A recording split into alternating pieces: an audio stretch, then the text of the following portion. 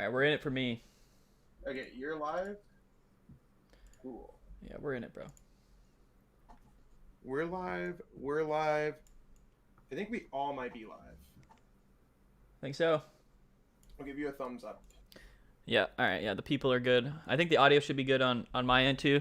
Just both of you guys say something, though, real quick. Yo, yo, yo, yo, yo, yo. Yeah, testing.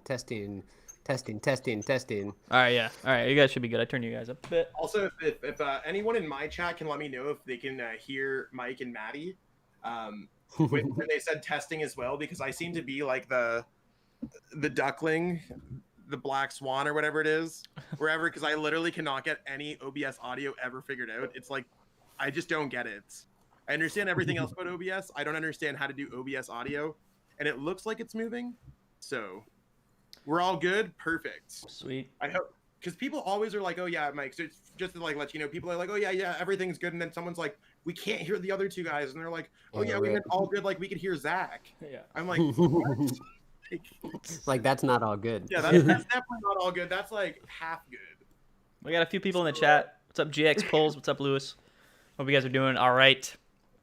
We're just going to hang out for a bit, let people hop into the stream, and then we're going to start the podcast officially. But Tuvu, what's going on? Of course, we're taking questions from chat, so feel free to ask your questions throughout the podcast. So, pretty excited. It's going to be sweet.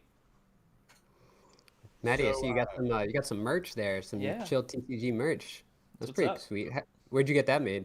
Just some random website that just, hit me up. And you just give them the logo? Yeah, pretty much. So it's one of those deals. I don't have too many things made. Like I do have a few sweatshirts and a few t-shirts and stuff that I'm like kind of just waiting to maybe like give away or something. But I don't know. I haven't done anything with it yet, other than just wearing it on video. I want to get some merch made. I just don't have a cool logo like Maddie. Like I'm not gonna have like Mike. Do you remember those like Ben Potter tees that some people used to wear? Like, what am I supposed to do with my face? Like a gigantic Zach? I think you should just like take your face, like your face profile, and you know how people do sort of like that that minimalistic just like art drawing of people's faces, like the shape and like, you know what I mean? You know what I'm talking about? I guess so. You I don't just know. do that. We'll have to figure it out. Like I don't like. It also goes into my whole thing of where like, personally from the bottom of my heart, I like merch. I like clothing. I like fashion. I there's no way that like I feel like merch is in a bit of a way like a sellout thing, especially when it comes to Pokemon. Like I am not a rock star. I am not little Uzi Vert. Right.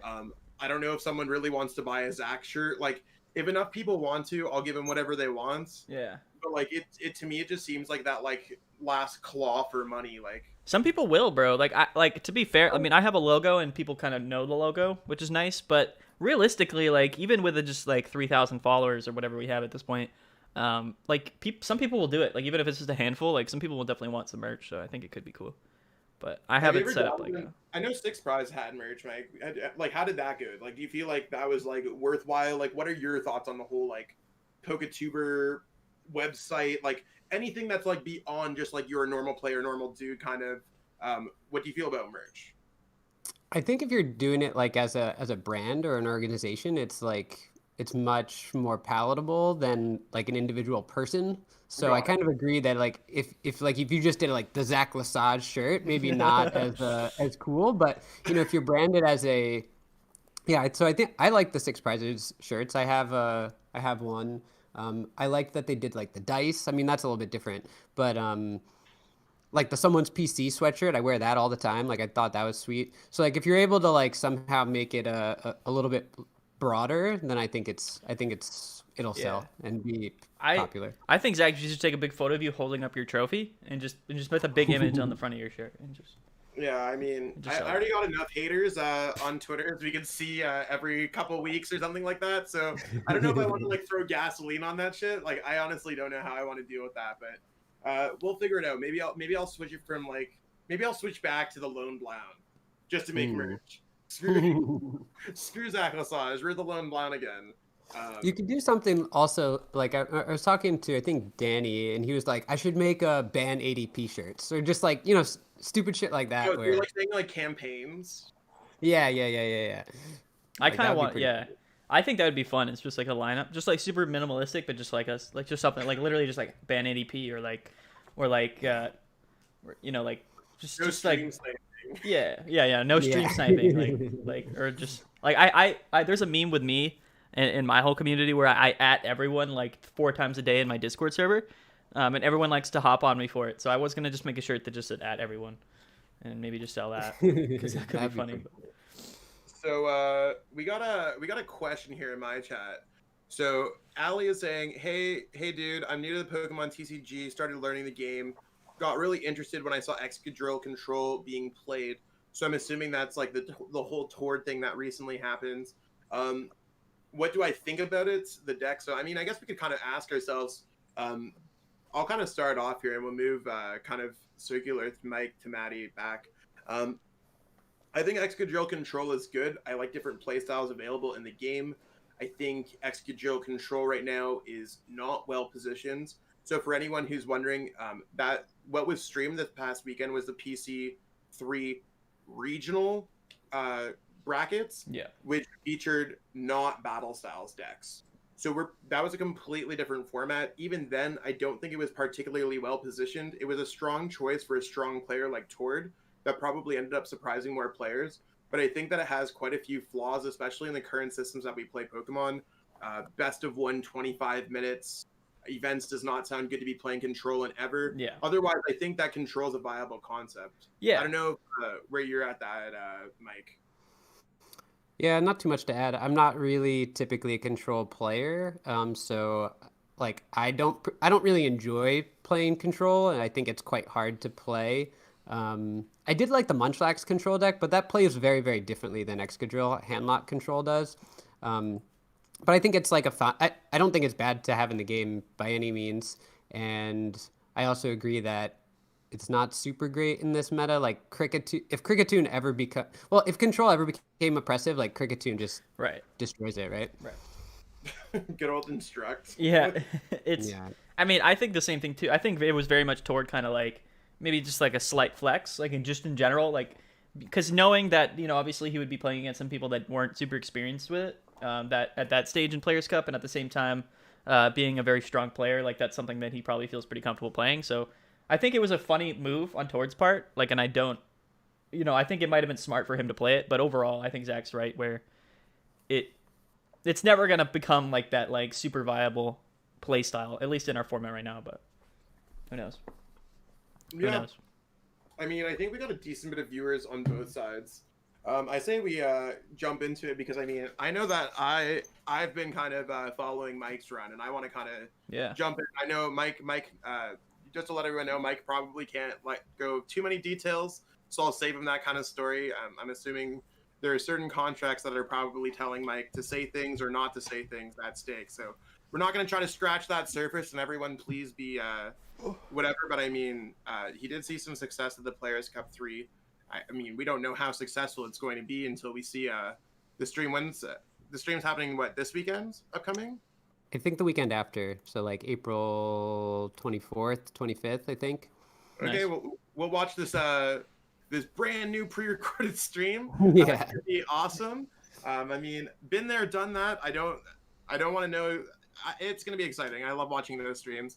I think that's also where there's a boss orders code for like PC3 Giovanni or something. That's also fire too. Even if you hate all top 16 players' guts, you can walk away with that boss orders code. That's right. So Maddie, I'm gonna start it off. Do it. Yo, what's poppin', peeps? Welcome to the Yell Horn podcast. We are here with episode number 16, featuring myself, Zach Lesage, PTCG, professional Pokemon TCG player, Maddie Tate at Chill TCG, professional Pokemon organizer, and bringing on Mike Fouchet, Pokemon player extraordinaire. I mean, one of the best players for a while now in the game. And Mike, I think like the best way, I don't even know how I would describe you. You're very, very good at this game. I think you haven't gone the full pro route because I think you haven't dedicated your life to Pokemon like a handful of players have done, but you still continuously, I know that you literally whooped my ass the other night. We were playing ADP Mirror at one of the tournaments. So we all know that you have this skill set. So, I mean, that being said, I mean, you're just really good at the game doing some other stuff.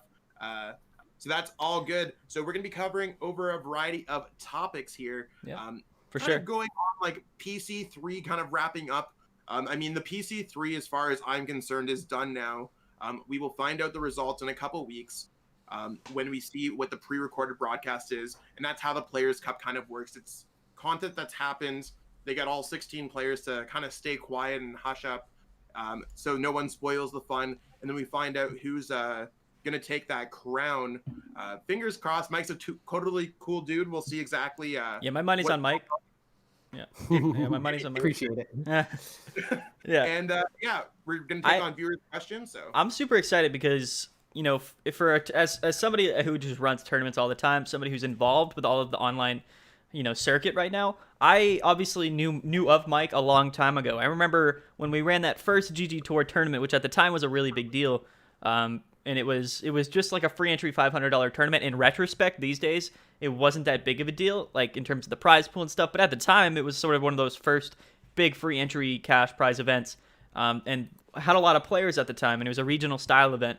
This was a while ago, back in like Darkness Ablaze format, or was it even? Yeah, I think it Vivid was Voltage, I think. Okay, Vivid. Okay, but I do remember, because I remember distinctly Mike Fouchet or Mewtwo winning with Pikarom. And was the inaugural GG Tour champion. And from that point, I had seen him around, and obviously his success was prevalent in all of these other online events. It's cool to be able to finally have him on the podcast and we'll be able to pick his brain about the game and just sort of about his his experience in events recently. So I'm excited. So what's going on with you, Mike, today? You feel free to give whatever kind of spiel, introduce yourself however you want. 10 seconds, 10 minutes, whatever you're feeling, as much as you want to give them. Sure, yeah. So I think I think a lot about what you said about me I've been in the game for a long time, kind of been in and out over the years, depending on what's going on in my personal life. But you're right, I've never taken the leap to be like a quote unquote professional or full-time player. I don't know, it's appealed to me a little bit, but I do other things. I'm a high school math teacher. That's my job. And so while I was in college, I went to one or two events every year, but didn't really seriously try to qualify for Worlds. And then once I did graduate and started teaching, I did start doing that again. And so I qualified for Worlds 2015 through 2018, and then I took a year off in 2019, and then I was starting to play again last year, and then the fun times coronavirus hit. Yeah. Yep. But I've always really enjoyed playing online. Growing up, I played in middle school and high school, and there wasn't anyone around me except my brothers that played. So I played a lot online. It was almost all of how I played. I don't know, Zach, if you played back in the days when Apprentice. What'd you say, Red Shark? Red Shark, yeah.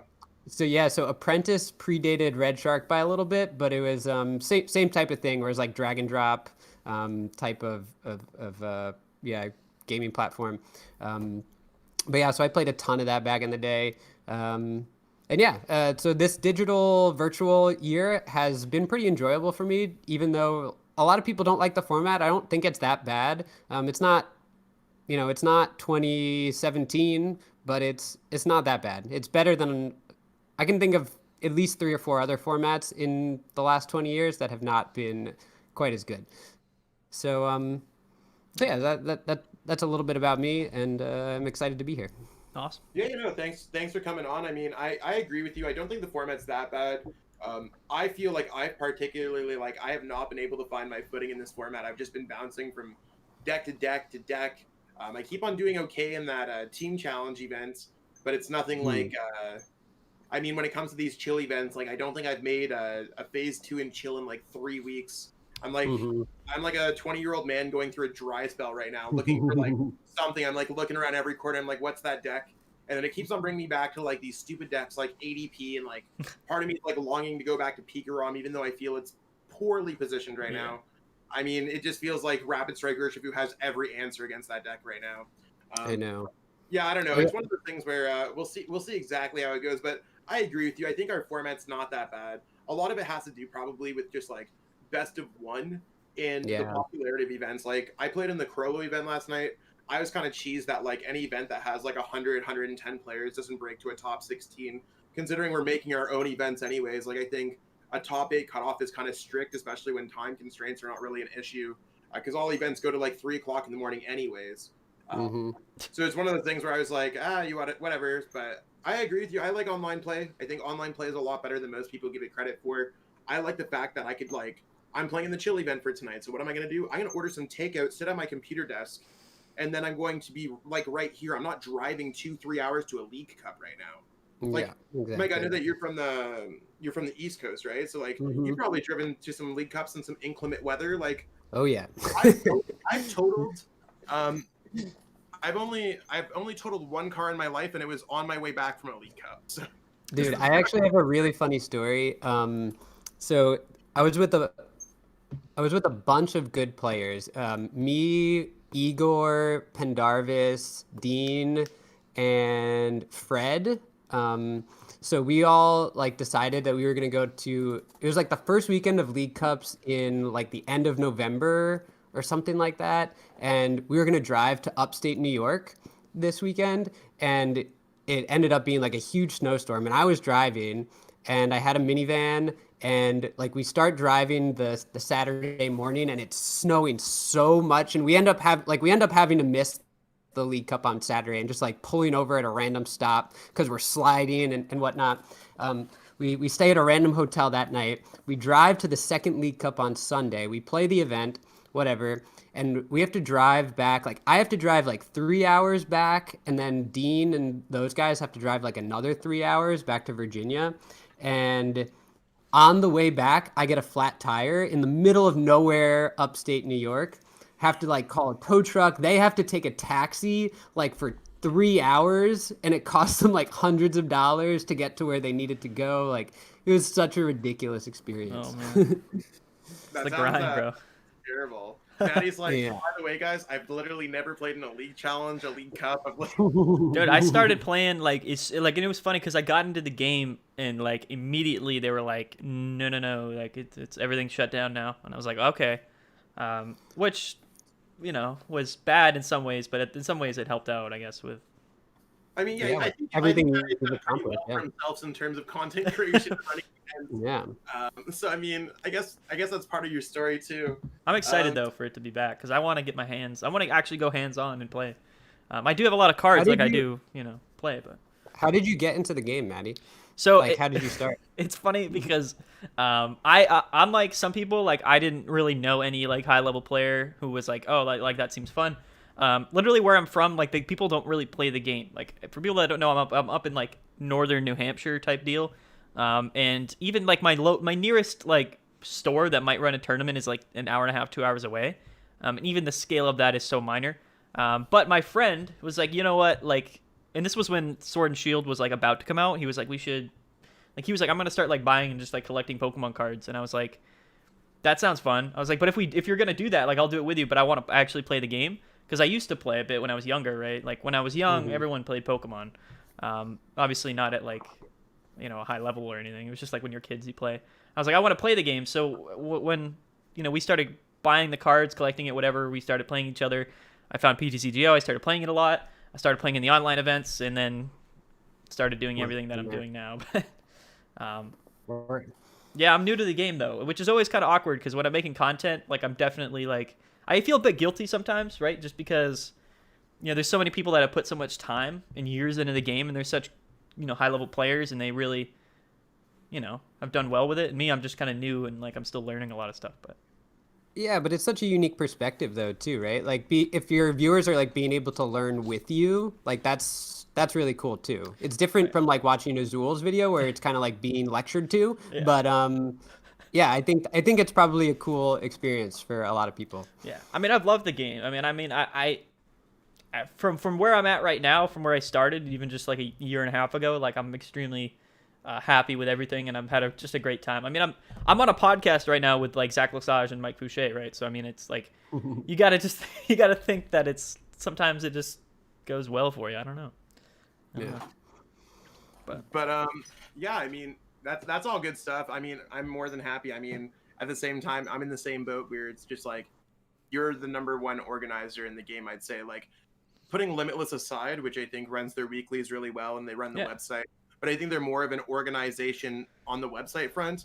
than actual tournament organizers, and I mean that in the most like nicest way. I think Limitless does a lot of great things for our game. Yeah. And then Mike is obviously like easily one of the top players in the game right now, which is really hard to measure, by the way. I think there's a lot of random stuff that just comes up with like people in these conversations. I mean, not to ever say that we want to get into a conversation like that today, because it opens up a whole can of worms. Yeah, for sure. I literally said that Gabe Smart was one of the most up and coming players who kind of went like semi-professional during this time, and that opened up a whole Twitter drama. I'm like, okay, whatever. I'm like hands off. I'm just not gonna stop. I'm gonna stop talking. But talking about it, let's jump into kind of the first up that I want to crack open. Like, congratulating Mike on his success at the PC3. I mean, we're all excited to see how you do when this event is streamed. Now, I know you can't particularly talk about how everything's gone since you guys switched to a battle styles format, so we'll just completely like, that's not going to be something that we're going to ask. But for the PC3 experience, what did you feel about the Players Cup? Because I don't know, I didn't get a chance to follow your success or how you did in PC 1 and 2. But how did it differ from those? Because obviously this is the one where you're the most successful at. What kind of went into it and all that good stuff? So Players Cup 1, I played the Spirit Tomb deck. That back in that format. Super fun. Yeah, Rebel Clash format. So good back then. So Ross and I had been playing Spirit Tomb pretty much since the the online event started, and so we were constantly like changing stuff up. So we both played that for the Players Cup. I think I finished one round shy of top 16. I lost to Poke Hawkeye, Andrew Hendrick, with in a really close set. But so I really loved playing the Spirit Tomb deck. That was definitely my favorite deck in that format. So I had pretty good success Players Cup 1, but not quite enough. Then Players Cup 2, I played ADPZ mostly through the like 50 keys, and then like last minute, I was gonna play it for Players Cup 2 as well, but then last minute I switched to Luke Metal. And I think that was an okay choice, but I ended up hitting just 2 fire decks like very early on in the tournament and just didn't get there. So I regretted that choice a little bit, but maybe I shouldn't have. But I wasn't super confident either way. Like even if I played ADPZ, I wasn't like in love with the deck. Right. And then after Vivid Voltage came out, I was kind of like, I tried like a couple different decks, and then I played Pikarom in like one event, and then I won the chill event that you were talking about with Pikarom. And then from then on, I was pretty much just a Pikachu simp for the next I think a lot of two. people were, man. It was a good time to play Peak, I'll tell you what. Yeah. The deck I think it's the deck that gives you the most outplay potential of that format. It felt like the most consistent deck in a lot of ways. Lots of different attackers, different lines of play that you can take any given game. The addition of Mewtwo is like super big. For sure. So I just really loved playing Pikarom throughout the whole format, and so I decided to stick with that for Players Cup 3, that event. And I was super lucky in the first 5 rounds. I got to buy the first round because I did really well in the 50 keys, but then the next 4 rounds I just played 4 fire decks. And like the fire decks are the best matchups for sure for Peak. So yeah, just like straight up pretty easy run the first weekend to go 5-0.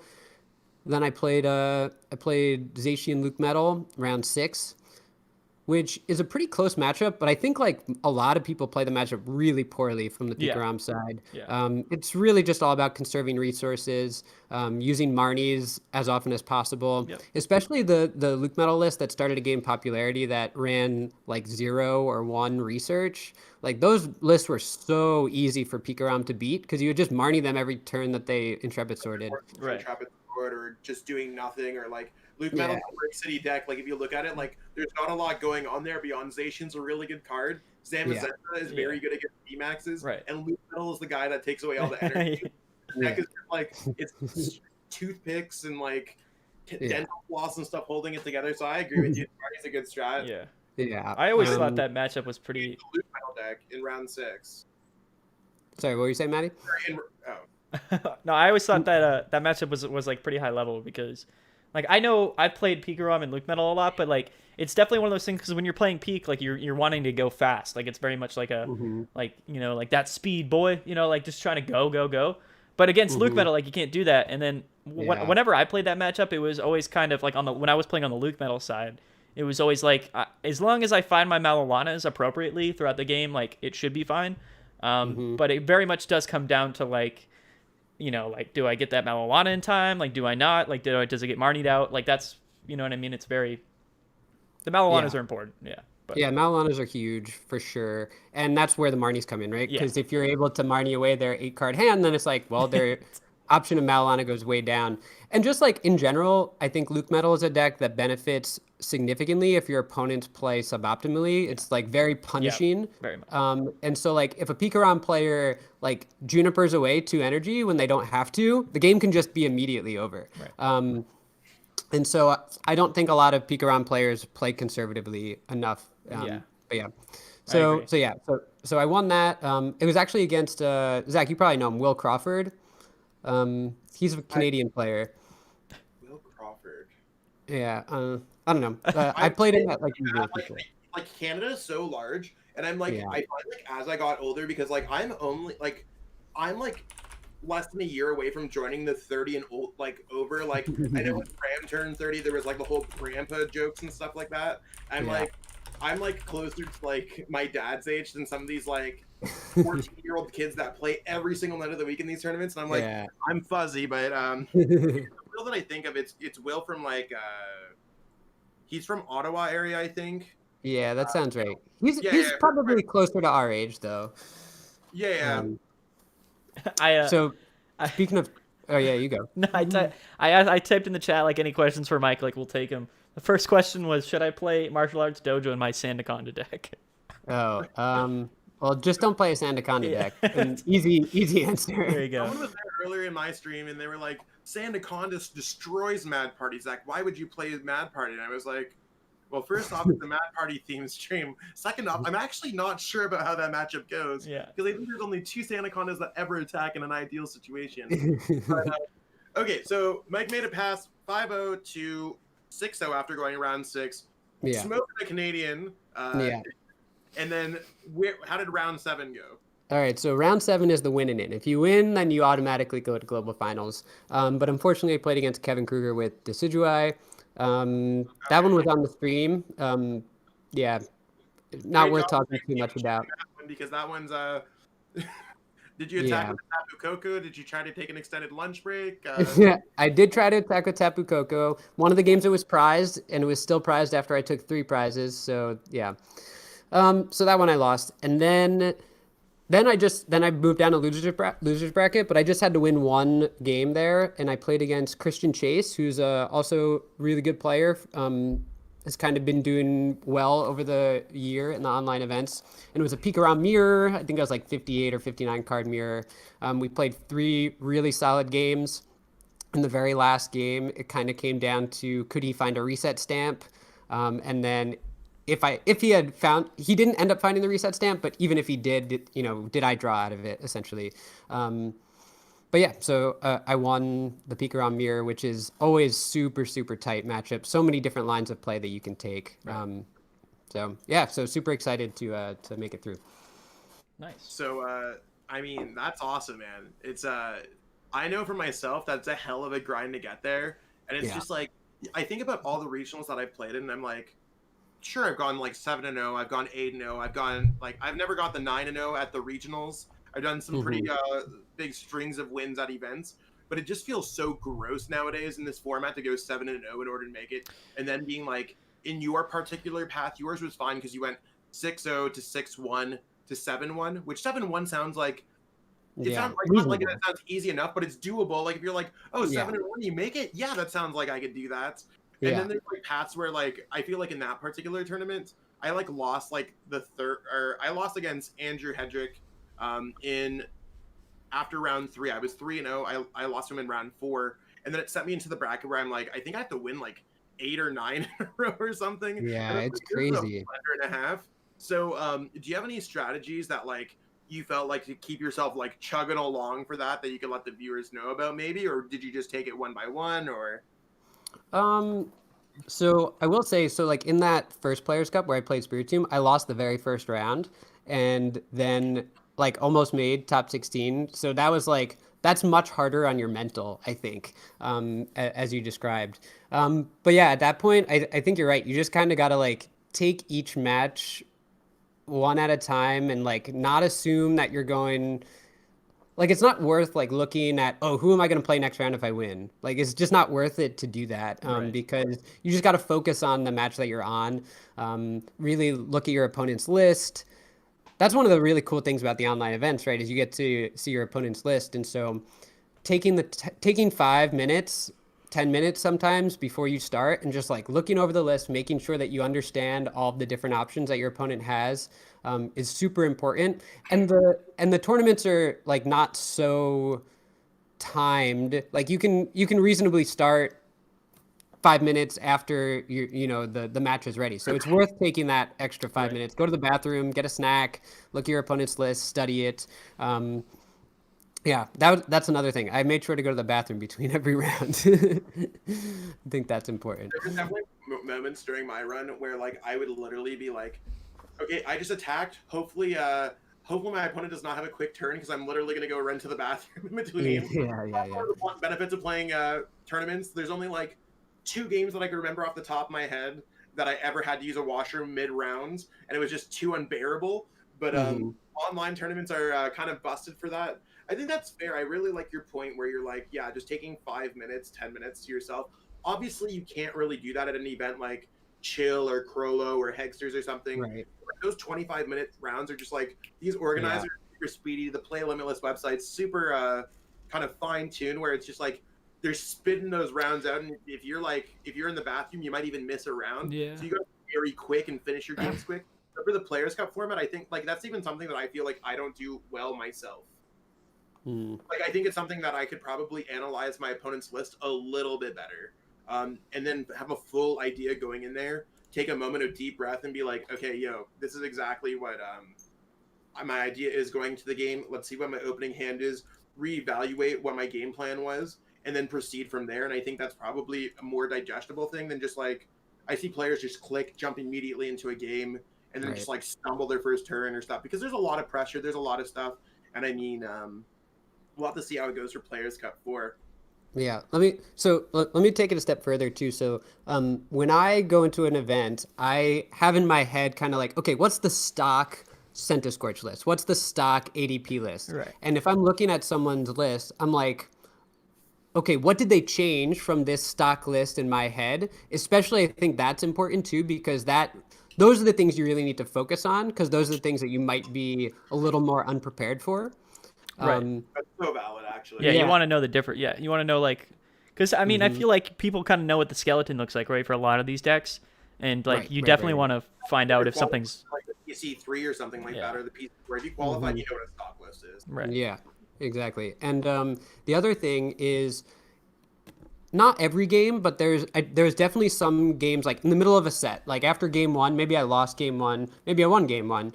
But maybe like either way, it was really close. And going into game two, I might be like, okay, just let's take a minute and think about like what did I do wrong or what did I do right that led to that outcome, so that you can either reproduce it or change it in the next game. Again, the time limit is not super stringent in these events, so taking an extra minute or two to just kind of briefly reflect on the game that you just played, I think is super important, and it's something that I did quite a lot throughout the event. Yeah, which is important. It's always tough because like at this point, like our tournaments at least like have gotten so big to the point where I don't feel comfortable like saying that we'll finish it up tomorrow, just because I can't ask people to commit to 2 days on a week in the middle of the week to compete. But at the same time, we have so many players that like we have to do 9 rounds, and with our system, like instead we could cut to like a top 32 cut, or we could do an extra like 4 or 5 rounds phase 2 and then cut to top 8. But no matter which way you slice it, to make the event legitimate and fair with its structure, like it has to go really long.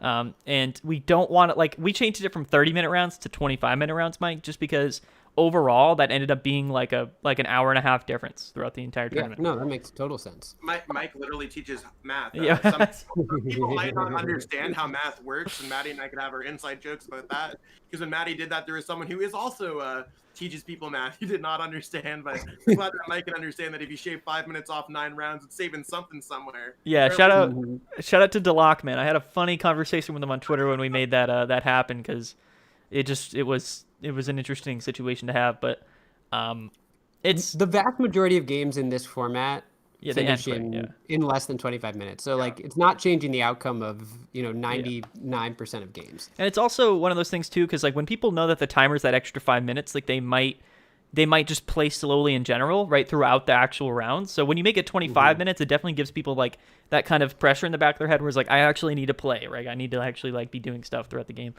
which is important. But yeah, we have a 5-minute check-in timer, but that timer is also like you have to check in on Limitless, but you also have that 5 minutes to get into the game, right? So realistically, like you were saying, you have that time to overview your opponent's list, and at the very least, you get 20 minutes to play the match, which should be fine, Well, I mean, like the thing is, like the PC, I actually really like it. It's kind of like play at your own pace kind of tournament. Like there's a time where like when I was about to play Andrew Hedrick, I was like, I have up to 2 hours before I want to start this game actually.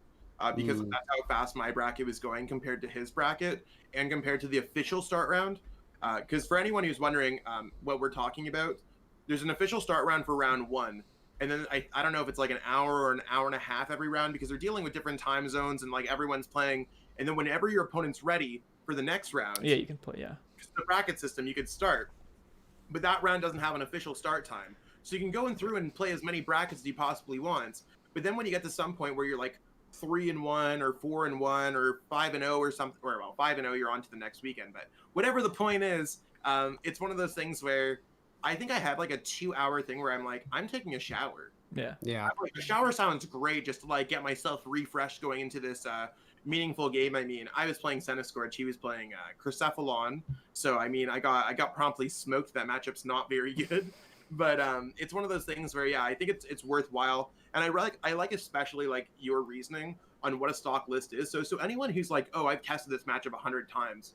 If you don't know what's different about your opponent's deck, and you don't actually know what's going on with like the different techs or why they different play these techs or how it could affect your particular matchup at stake, that's where you're going in blinds. Right. Things like Tool Jammer, for example. I mean, Caleb Rogerson just played Tool Jammer in his was it not Caleb Rogerson? It was Regan Retzcloff played Eternatus Tool Jammer, I think, at the Hexter event and made top 16. I'm an E-turn player. I'm trying to figure out how that might have affected some of his games. So if you're playing against an opponent that plays a unique tech like that, you need to realize that your resources like Air Balloon, or maybe even if you play Experience Share or something like that, that could be completely nullified. And you need to like address that as you're playing and come up with a game plan. So taking a couple minutes for the PC, if you do make it into the qualification bracket, your regional finals or regional qualifier, I think that's worthwhile to do so. So that's a really solid piece of advice. I'm definitely going to take it. I'm not trying to rob as many things. I got that trophy not that long ago. I definitely want to get another one right beside it, because like could be sweet. I don't know about everyone else. Pokemon, when you win, the high's there for like a couple weeks whenever you do well, and then you're like, how do I get back up to that original high? Yeah, right. Like, I've been playing this game since like 2005, so I've definitely had my fair share of success, and I'm like, it's never like the next one, it always just like kind of covers it. I'm trying to band-aid. I'm like a Pokemon addict right now, so for sure. I definitely get something under my belt. Maybe Chill will scratch that need tonight. We'll have to see. We'll see, man. Maybe it's funny. Our tournaments are strange, where there's definitely like a small collection of players that always consistently do well, but there's also like a collection of players that are really good that just seem to not have great luck at our tournaments. And I'm not sure exactly why that is, but the worst E-turn list that I play at your events. Yeah, that are tracking my success. And I played like E-turn with a rose as a meme or something, and that was my best finish at Chill ever, like bubbling 9th. So I'm like Rotom Phone E-turn. Like I'm like, what type of stupid card can I put in to try to do better tonight? Dude, last format it was interesting because we ran like 11 tournaments that format, including the LCQ, and I think that literally every single one of our tournament was won by E-turn, which was like they won like half the time, or if not more. Luke Metal won a couple times, and then I think Peak won once or twice, and that was like, and Senti might have won one, but like literally like it was just E-turn like every other week winning, and I at one point I really did believe that it was like there was no other deck worth playing other than just playing E-turn in that format. But Mike, I kind of want to pick your brain too, because we did recently just get into this Battle Styles format. There's a lot of people watching right now that might be interested to kind of pick your brain on how the format is right now. I know you're playing in Chill tonight. You said that, so I appreciate that. But Yeah. maybe some insight going into this this tournament, or just sort of going into tournaments for this format. What do you think right now is the best deck if you had to pick one, or like what deck are you more inclined to play right now? I think Rapid Strike Urshifu is like the best deck by a pretty large margin. And that is at least somewhat of a product of Pikarom and Eternatus being the best decks before Battle Styles came out. And so Urshifu is pretty solidly favored against both of those. So it'll be I think Urshifu is the best deck, but I think it's also going to be really interesting to see how the metagame shapes up, because there's lots of decks that can beat Urshifu, I think, but they just haven't historically been played. And so we might end up getting into this cycle of a turn in Pikarom, lose to Urshifu, but Urshifu loses to decks A and B, and decks A and B lose to Eternatus and Pikarom. And so we might have this like weird cycle that ends up happening. I don't know. But Rapid Strike Urshifu just really has a lot of options. It's pretty high skill cap deck, I think. The lists have gotten more refined. I've only played a little bit with the European version that came out this weekend, the Cinccino one, but I put a lot of trust in those guys, so the list is probably pretty good, so I want to learn how to play that. But I'm not giving up on Pikarom yet, for sure. I had an idea last night on how to maybe combat the Mimikyu in Urshifu, so I'm going to try that today in Chill. It's a one of Zapdos. So Zapdos is the basic attacker that does, I don't know if it does 70 or 80 when it moves from the bench, but either way, it's enough to kill a Mimikyu. Yeah, I think it's 80, or I thought it might have been. Is it 90? No, the hoop is 90, right? So this one's 80 or something. So I'm going to try running Zapdos as just like a really cheap, easy way to boss up the Mimikyu and knock it out, and then use Mewtwo, obviously, the rest of the game. It might not be enough. I don't really know yet. You might need to do more drastic measures, like cut the Crushing Hammer package and play some Stealthy Hoods or something like that. But we're going to see how tonight goes with the Zapdos. So, because Pikarom still has great matchups versus everything else. I agree. I think Peak is still phenomenal of a deck. It's just... I go back and forth on Peak. It's just one of those things where, like, Urshifu came in, of course, like, it has the advantage against Peak, so it's always kind of like a catch-22. But I was actually wondering, because, like, you've seen all these different Mewtwo archetypes that have been really successful in all these online events. Like, I've recently made... Like, we had a Darkness Mewtwo, like a dark box Mewtwo make top 8. Of course, like... That was a Japan list, but I'm sure that guy's a great player. But still, it was unique. There's Grass Mewtwo, of course, Welder Mewtwo, Psychic Mewtwo, all these other Mewtwo lists. But what we haven't seen, actually, is that Lightning Mewtwo list that was super popular a little while ago. And I haven't really thought about it too much, but I was interested to see maybe if that could be a more viable option than just running like a typical Peak list in this format. I don't know. Probably not, but... Yeah, I thought about it a little bit too, but I haven't really given it too much thought or any... try. I don't know, Zach, what do you think about Lightning Mewtwo? I think Lightning Mewtwo, because the way Lightning Mewtwo came up, it's kind of like a fun take on Henry Brand's Galaxy Mewtwo, kind of. And then the same European guys who we continuously innovate the game. I think what we might say is innovation might just be they play a one-trick pony for an event. That's vastly different than anything else we've ever seen. And they're kind of like, it's like a magician, right? Like, they're just like fronting it. So I think that their Lightning Mewtwo deck is actually horrible. For that event, it's very like surprising, and it seems like, how do I play against this matchup? Oh, I'm playing against Tord playing Lightning Mewtwo. I'm playing against Pedro Torres playing against Lightning Mewtwo. I've never even heard of a Lightning Mewtwo. And I mean, I think that's like that surprise factor, that like ta-da moment is huge for like a Players Cup event. As we've seen with Robin Scholes and Kramer and VMAX, like they like to pull out tricks that are not necessarily well positioned. I'm sure like you would have loved to play against Kramer and VMAX with your Pikarom deck at some point. Like, I'm playing against a Lightning Week Bird worth 3 prize cards. Let's go. But I mean, in terms of like an intelligent call for the event, something that's safe enough, I think that's where Lightning Mewtwo was. Then you get the content creators that jump onto it. So immediately after they do that, you got the Azules, you got the Trainer Chips, you got the Tricky Gyms, and they're like, check out this new deck that Tord ran. And it's all the hype and it's all the clickbait. And I mean, I think that's cool because you need to let people know exactly what's going on with their game, because a lot of players don't know how to digest information or data that they're given. And now the deck seems to exist somewhere, but in a void. So I'd say the deck's a top 20 deck right now.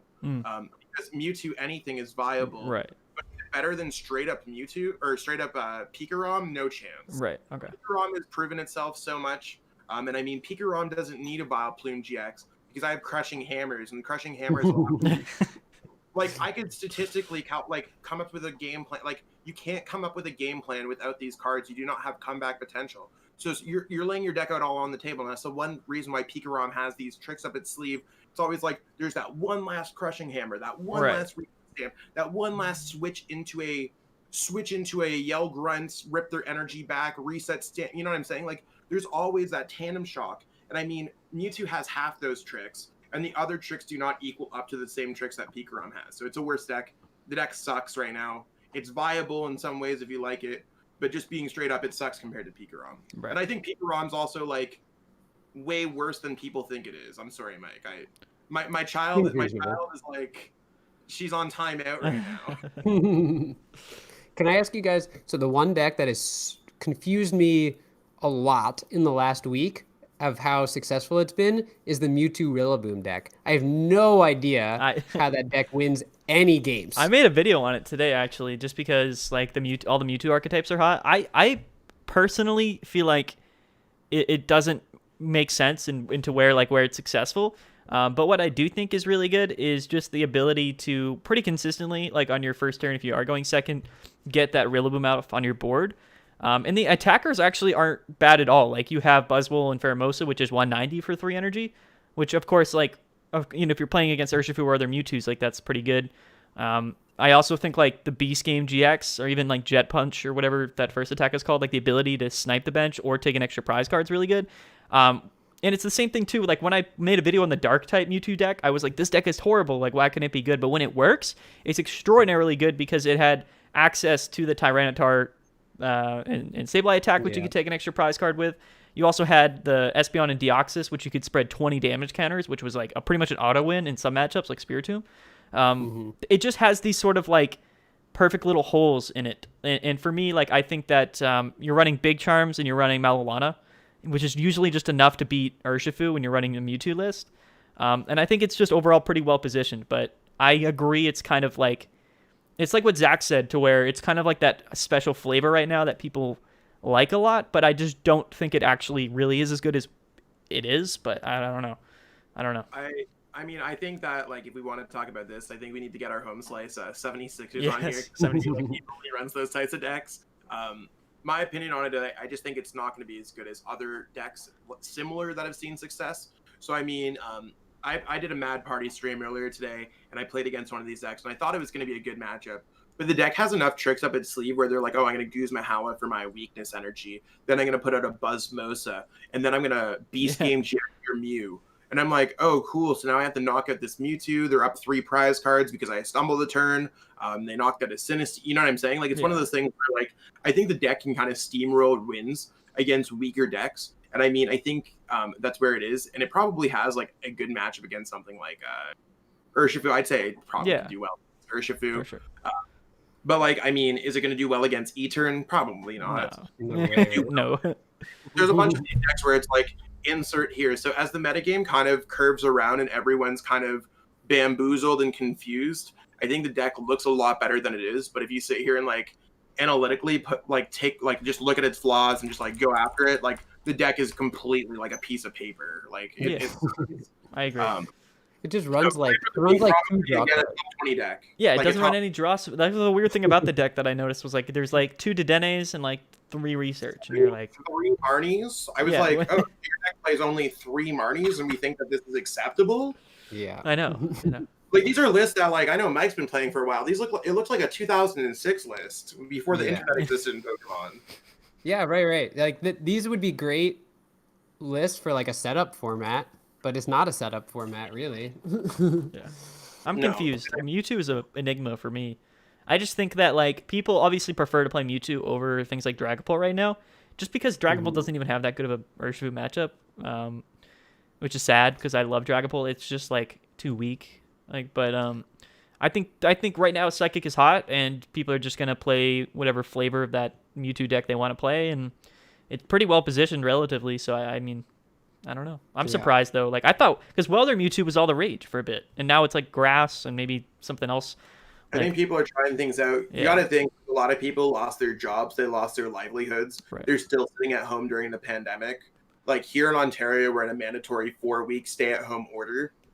Like you can't even buy like a pair of pants at Walmart. Like they closed off that section. You don't need pants. I'm trying to buy Walmart clothes here. Like all the people, we got the Astro World like OG shit and stuff like that. So like it's one of those things where I'm like, okay, cool. I'm gonna sit at home and maybe I'm gonna dig around with some decks that I never played with before. Right. And I mean, I didn't pay a $20 League Cup entry fee to play in the Corollos events. So it's a throwaway tournament for me. I literally submitted the wrong deck list to triple carry. Could have played at the rest of the tournament. I'm like, the stream's over. I'm going on a walk with my dog. Screw this event. You know what I'm saying? Like, if this was a League Cup, I'd probably try to scrounge something back out of it. Or be like, oh, I don't have to drive 2 hours. Like, a lot of these events are just people like, for me, I'm just getting off of a coaching or getting off of a call or getting off of a something.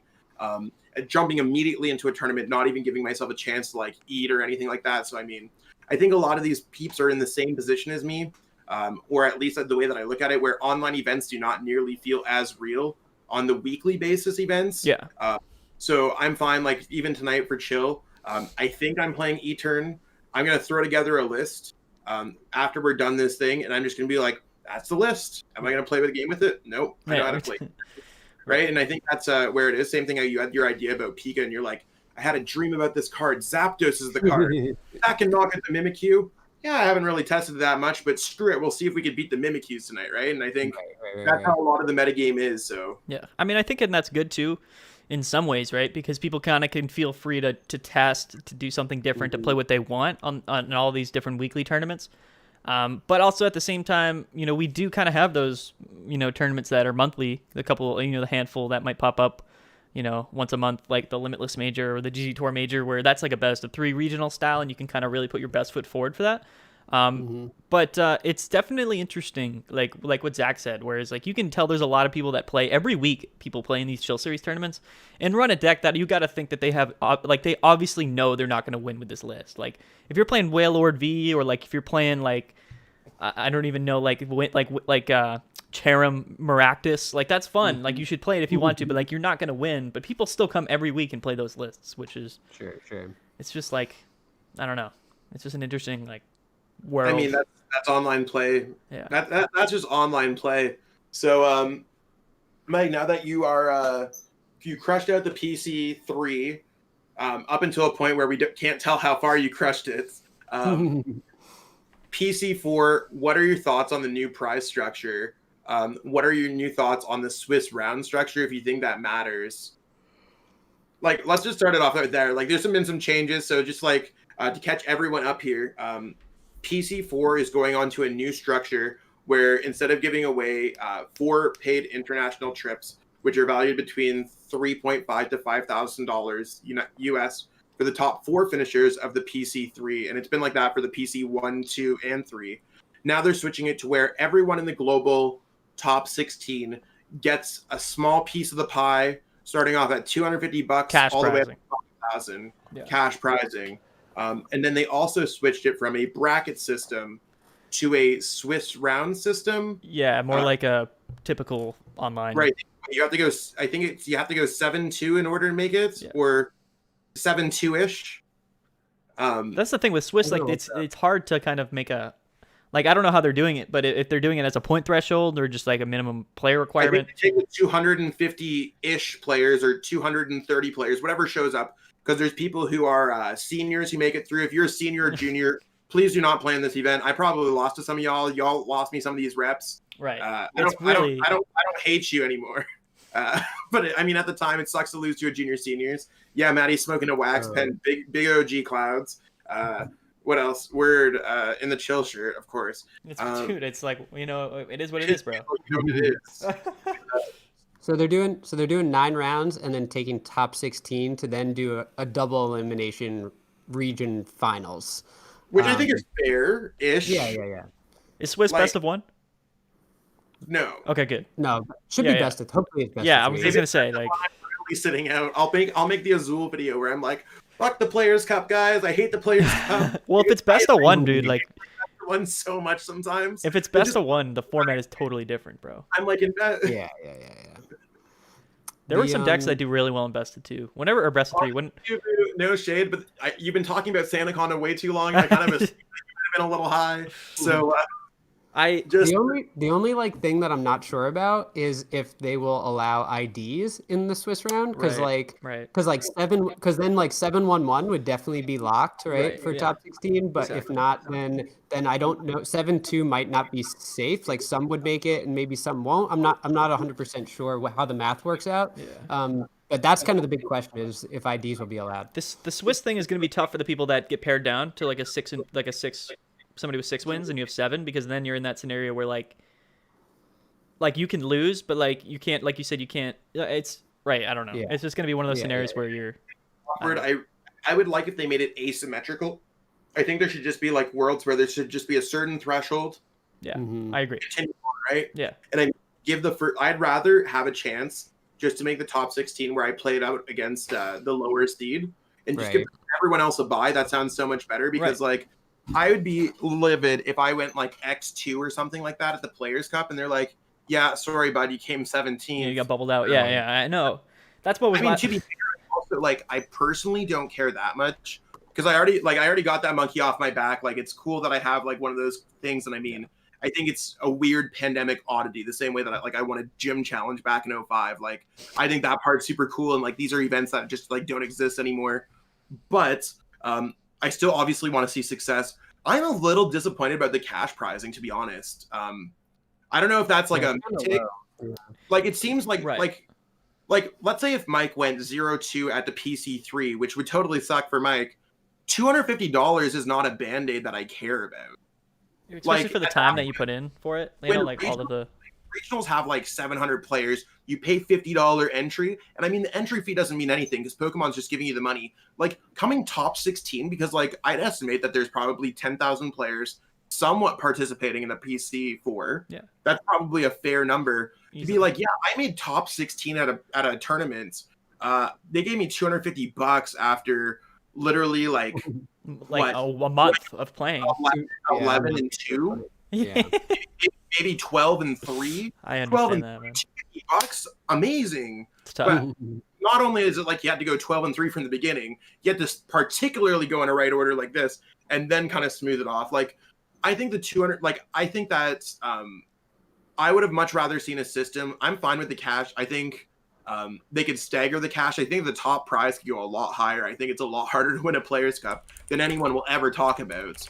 And it's not like it's even hard. I think it's just ridiculously against anyone's particular favor. And I mean, I think even yourself making it through to the top 16 global, Mike, you're probably like, yeah, that was probably like, I got a little bit lucky along the way. I hit a few good matchups along the way. Like, you just can't be like, I skillfully made every single play all the way up to the top, right?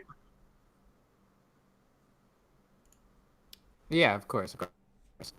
So I don't know. I think it's just one of those things where it's just tough with the whole $250 thing. I think that that would sting a little bit getting it. It's better than getting nothing for all those peeps that place between 16th and 5th.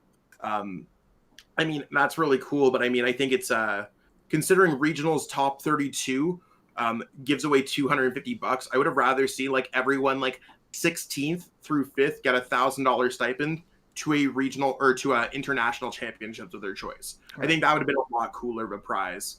And I think that sounds remotely fair. It also helps boost the internationals kind of economy, I guess. I don't know how to put it. I know. I feel like the first internationals, I'm going to show up there with Brent Tonnison's going to show up there. Tord Recklin's going to show up there. And all the rest of the people that lost their homes during the pandemic are going to be sitting at home. And it's going to be a very small, like that's how I kind of view it. I'm like, it's not going to be the same as all these like 48 people around the world literally getting stipends every time. Like it doesn't exist. Or not even 40, 64. It's a lot. So, I don't know. It's definitely interesting too. Cause like, I don't know. I always was curious too, because like, what if you get like, do you just get 2 stipends if you make it twice? You know what I mean? I don't think they ever thought that out of anyone in the Players Cup 1 and 2 and 3 would ever get 2 stipends.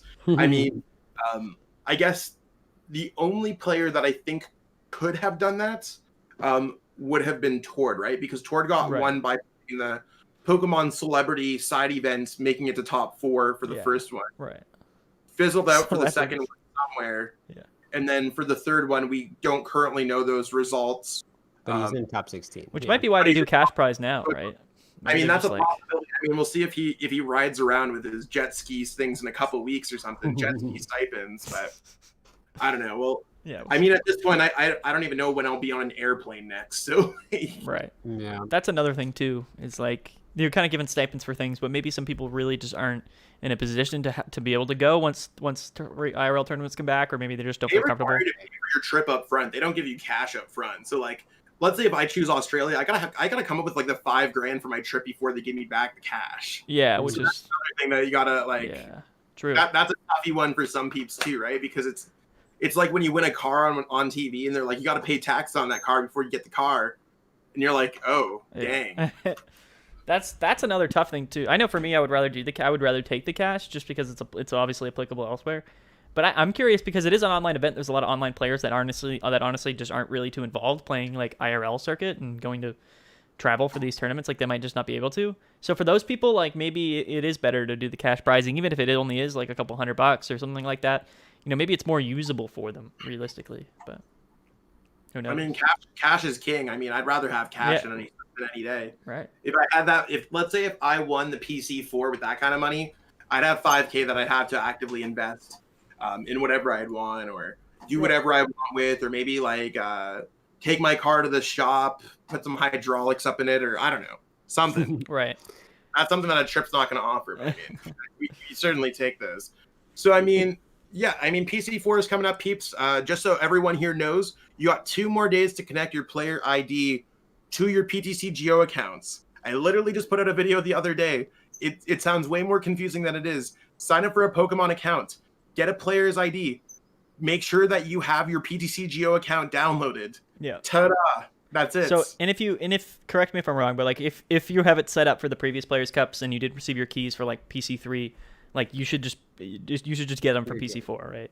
If you've logged into PTC Geo from January, from January to April 16th, right? So make sure that you get that stuff going because you don't want to be the person that doesn't get the keys.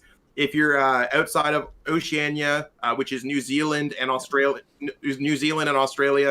North America, Europe, South America, you can't participate. If you are an ineligible player, you can't participate. If you are junior, senior, you can't participate. Yeah. I mean, you can, hopefully you can. Hopefully, I mean, they gave some keys out to some juniors and seniors, and I mean, I saw some of y'all on the thing. I don't think there's certainly some of you parents that I've talked to, and you're not that good at the game. So I know for a fact that your kid was playing. Facts. If you know I know exactly you know who I'm talking about. So I'm throwing shade out here on the podcast. Dang. Please do not do that again. I have had coaching clients of kids saying that they're going to sign up and play under their mom's accounts. I told them not to. Please do not do it. You could probably get banned from Pokemon if you actively try to like play in these, whether they gave you keys or not. So just letting people know it's kind of a scummy thing to do. I know it sucks that Pokemon, it might feel like they're not doing enough for the juniors, seniors right now.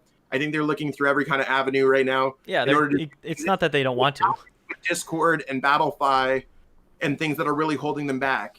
Right. There's a lot of laws in place and a lot of rules and regulations for running events like this for, people of the same way that I can't play in the Sleepy Sundays with the juniors and seniors is the same way. And I'm not trying to compare the Players Cup to the Sleepy Sundays, but I mean, there's events for every single person. And I mean, there used to, when I was working with Lavender Town, when I was working at Hyperlux, there was events for things like that. Like not everyone can participate in every single event. So, I mean, I'm looking in the comments here. If Cash, you can't compete. Cash plays in a completely different structure. Yeah. And Cash plays in our online events, which everyone's more than welcome to. I mean, I see Japan's having some of those events. I think it's possible to play in those events as well. The same way that, like, I could fly to Europe and play in their events. I think it's one of those things where if you're Cash, and I mean this with the nicest way, open your eyes to what your structure offers instead of looking at every negative piece. Because you come off as a negative person, and I am saying that as a friend. Yeah, for sure. On a different note, Chill Series number 27's tonight. It's going to be hot. Woo! It's going to be sick. Sometimes I'm just surprised. Like I whenever I make these tournaments, I'm like 27th. Like this is our 27th time doing this. Like what in the world? Yeah, I'm excited. We have almost 400 people registered already. I do kind of want to address something which I've seen just even throughout the course of this podcast on Twitter and whatnot. A lot of people are a bit upset every week that the tournament goes for such a long period of time. And to the people, I suppose, who obviously have that sentiment and feel that way, I understand it, right? Like, if I could make this tournament not go till 2 a.m., like, I would do that. But personally, like, there's a few things that make it hard for that to happen, because in the time zone, we choose to do Eastern time, like, just because it's the kind of middle. I think that's probably a fair thing. Like, yeah. I think the majority of Pokemon players who actively play this game are probably in the Eastern time zone. Around there, at least. And like, yeah. And on top of that, you know, it's a weekday, so we can't just start at noon, right? You have to kind of start in the evening when people are available. And the second part of that is that our tournaments have grown to the point where we have 400, 500 players playing. And I strongly feel it's not appropriate for me to have to commit people to 2 days of play. So even if we were to run it a 2-day event and continue it on Thursday, we'd have, 90, 100, or even just like whatever the top cut would be, on day 2. I just don't feel super comfortable doing that. Since the tournament's so big, we have to, if we're squeezing it on one day, it's got to go for a long time. And I know it's not super ideal, but I think that the three-phase system helps with that, because immediately we get rid of 2/3 of the tournament after first phase, so you're really only playing for 3-4 hours at the most, and then for the most part you're done. And then at that point, maybe you play a couple extra hours if you've made it into that top 90, top 100 people or so. There's just not a whole lot that we can really do about it, and it is something that I wish I could change, but it's just how it is. And obviously I appreciate everybody who's playing tonight, who plays in all the Chill Series tournaments. I really do appreciate it, but I can't. There's no way around it, I guess. Yeah, it's a good problem to have. Even though it's a problem, it's a good problem to have, right? It's true. That is true. Yeah, I mean, I would rather have too many players than not enough players. Staying up, or I always try to be like, oh yeah, my stream's gonna run from 6 p.m. till 12. Sometimes I'm out by 8. You know what I'm saying? Like, tournaments are not always like the end thing. It's like, yes, chill can sometimes go to 3 o'clock in the morning. If you're the person who's making it to 3 o'clock in the morning, something tells me you're not that upset about it. Yeah, right, exactly. Where it's like, right? If you can't, I mean, because it always sounds like that. They're like, oh, it's going to end at 2 a.m., but it's like, yeah, but the chances of you going there. The people who complain are not from South America, because those are the players that win your events. That's true. They love it, man. Every week they're coming in hot. If you're not Eastern, you're automatically not winning a chill event. Right. There's a whole bunch of things. You have to be a player from South America in order to win chill, and that gives you a 90% chance of winning. Then the 10% is just something Duke metal. Facts. And if you're playing E-Turn from South America, you have a really good chance. Idea. That's how chill works. Yeah. That's how chill works. Ask Maddie. Look at the stats. For sure. But if you guys aren't really able to do the time commitment for this week's Chill Series, we do have the 5th GG Tour Chill TCG Cup, which is coming this weekend on Saturday and Sunday, which is a 2-day event. It is a regional style event. And on top of that, it is free entry with $1,000 in the prize pool. For my money, in my opinion, this is the most premier event this month, or just in general at this point. The GG Tour is a very official, very high-level play. It's going to be casted. Our top 8 is going to be casted on day 2 by Pedro Torres and Little Dark Fury, of course, 2 great guys. It's going to be super, super fun. Loads of money in the prize pool. Able to hop on stream and potentially just win a really big official tournament. So big shout out to GG Tour. They're a sponsor for the podcast. You guys should definitely go check it out. That tournament is going to be fantastic, so I can't wait. So yeah, those are my plugs. that's Maddie's plugs. I mean, I don't know about you guys. I know that I got to start getting ready. Is there anything else that anyone wants to particularly go over? Any topic that we didn't scratch? Anything that anyone else is feeling here? I will say, just since you're kind of talking about organizing tournaments and we talked about the age of players for Players Cup, one of the things that I think is really cool about these online events is that they've brought together people from all over the world that never really got the chance to play together. And it brings together people of all different ages. I know there's a group of very young Latin American players that are phenomenal, 10, 11, dude. 12 They're years insane. old.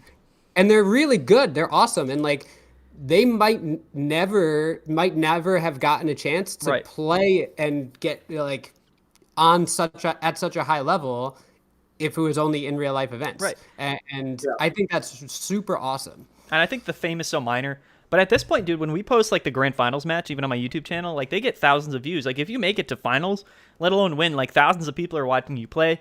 And on top of that, like we'll make a video about your list and whatnot. There's one dude in particular who actually has more Chill Series wins than anyone. He's the only person ever, in fact, to win more than one Chill Series, I believe, and he's won 3, and that's Fernando Cifuentes from Chile, and I think he's like 12 years old.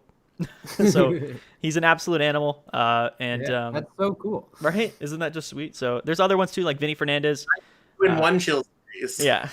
Chill Series is harder to win than the Players Cup. Facts. It's tough, bro. It's a tough go, man. I don't know. Some people just have the. My girlfriend has more Chill Series than me, actually. So. It's true. Michelle is actually really cracked in Chill Series. She's good. My dog and my guinea pigs have won as many Chill Series as me. So I don't think Mike's won a Chill Series either, right? You won GG Tour, but you won a GG Tour. Yeah, I mean, I think you've topped at Chill a few times, but maybe tonight's the night, bro. Maybe tonight's the night. That's Zapdos. I'm excited to see it. Like I'm a peak fanboy. I'm a peak simp, and I need to see the Zapdos. I mean, I guess the Zapdos is also helpful against Desi a little bit if you can get it going. Now, are you barding your deck a little bit more with escape ropes or anything like that to make it a little bit more spicy, or maybe bird keeper or something like that? I put the third air balloon in. That's the only difference for extra switching effect. But yeah, the Zapdos does definitely have other implications. Like Mad Party's super popular now. It's probably really good in that matchup. Spiritomb, I guess. So yeah, I think it could have broader implications than just killing the Mimikyu. So hopefully, we'll see. Well, yeah, for sure. I mean, I think it definitely has a lot of scenarios. And I mean, to that note too, Spiritomb was super hot at the beginning of this format, like when it came out. I still think it's a really good deck. I don't know if people really play it anymore. It was kind of like that flavor of the week, but I love Spiritomb. And you were talking about it earlier, like in that Rebel Clash format, like for a while, I thought Spiritomb was actually the best deck in that format. I think it definitely was, yeah. Yeah, because I know Peak was crazy, Polt was crazy, ADP was still good. There was a lot of good decks, but Spiritomb was insane at that time. Like I remember just playing it and playing against it. I was like, this feels ridiculous. But so, quick question that I've been kind of ever since you talked about Spiritomb, and I mean, you're pretty tight with Ross, right, Mike? Mm-hmm. So would you guys with Ross playing? It seems like he's switched on to the Fire Clown now. Is it one of those things where is he not interested in Spiritomb, or have you guys had that discussion where you're just like you don't think the deck's it, or just on the whole Spiritomb? Because I think Spiritomb is like pretty high skill deck nowadays with the whole Spike Myth, escape ropes, and it's cool. But I know that he played Chrycephalon at the last event and did quite well with it. I just don't know your guys' collective thoughts. I don't think he's tried it. Ross hasn't had a whole lot of time to play outside of just the events themselves in the last couple months. So he's just kind of... Ross is typically a person that decides on a deck and then sticks with it for a long time. So it was Spiritomb for a long time, and then it's been, the Blound, Tempozard, Chrycephalon deck. It's not even related between him having knowledge about Spiritomb, him having knowledge about Blacephalon, and then him choosing. It's more like he found an opportunity to play an event and then just played Blacephalon because that's all he's really playing. Okay. I just want to make sure that it's all good because me and my testing group of like Gabe Smart and all them, we were like, wait, why did he play that instead of Spiritomb? And we brought it up and I was like, oh, that might actually make a lot of sense. And I said I'd bring it up. But since he brought a Spiritomb, but okay, that makes a lot more sense. I mean, everyone gets busy. He's probably doing way more important stuff than me even 5 minutes before this playing Fortnite. Maybe he's much more important in the world, so awesome. Get right on the yell horn. I think I've heard a lot of stories about that guy. I think I don't have a phone that can contact. But okay. All right. I mean, I think we're kind of wrapping up. Yeah, I'm cool with that. Yeah. I mean, I think it's been usually we hit around that hour and a half. So thank you so much, Mike, for being on here. We had a lot of fun today. Thank you guys for having me. Best of luck at Chill. I'm more excited to see how that Zapdos turns out. We're gonna have to see. So. Mike's a good player. Pikarom has still been doing decently well. We don't see like as crazily as high up as we used to in last format, but it still is pretty good. And Mike is one of the best players in the game, so I have definitely high hopes. No pressure to Mike, but we'll see. Best of one can always go any possible way. Exactly. I mean, you just have to win 6, right? I think 6-3 is to make it. So phase 2. So we'll see. I mean, it's tougher than it sounds, but I believe. I believe.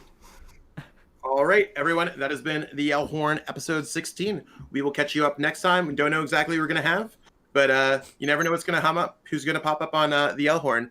And again, shout out to our sponsors, GD Tour. They run some of the biggest online esports events, Pokemon, World Tanks, all that good stuff. Check out their website at ggtour.com, and we thank them for being so generous towards us. Have yourself a great one, everyone, and that's going to be it for the live portion of this. Sweet. Boom. There it is. We get to legally download that and then upload it to our audio platforms after. And I'm going to end my stream now, too. So. Okay. All right. Well, I'll end my stream as well. Peace out, Pete. It's been real. I'm going to be streaming the Chill event, so come check that out. And I mean, play in Maddie's Chill event if you haven't already. So peace out. It's been a day. All right. All right. Yeah, I'm going to end mine as well, guys. Thank you for watching. We'll catch you guys later. Good luck at Chill. Stay tuned for my video coming out later tonight.